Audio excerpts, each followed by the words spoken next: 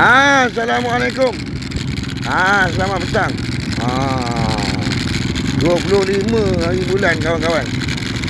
25 Februari 2026 kawan-kawan.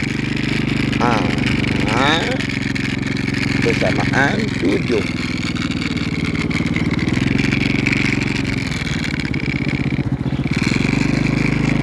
Ramadan 14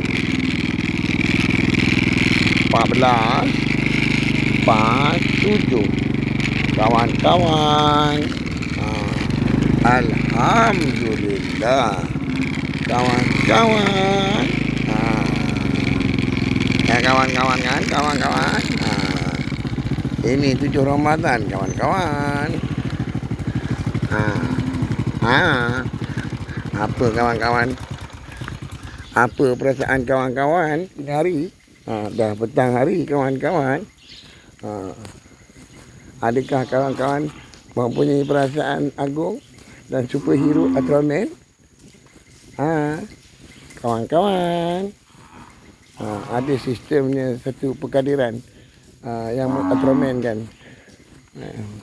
Yang menyebabkan dia menjadi Ultraman dan super power telah mencuri lembu saya. Macam mana? Lori saya telah mengkadirkan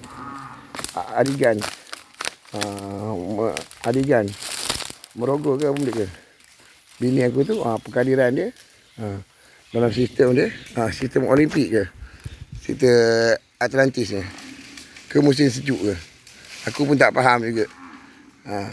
Dia nak kena curi barang-barang tu. Ada tak mana-mana sistem imunologi? Lampau pening. Sistem imunologi. Imunologi. Sistem perkadiran. Imunologi. Zamri Abdul Kadir cakap macam mana tadi? Sistem Zamri Abdul Kadir, perkadiran Zamri Abdul Kadir.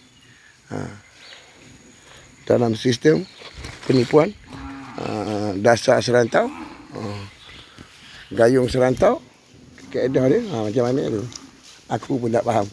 Mampus, pening. Sampai ke sudah kena tipu, kena curi ke? Ambil kau. Nak lagi. Ui, demam tak keboh. Balik.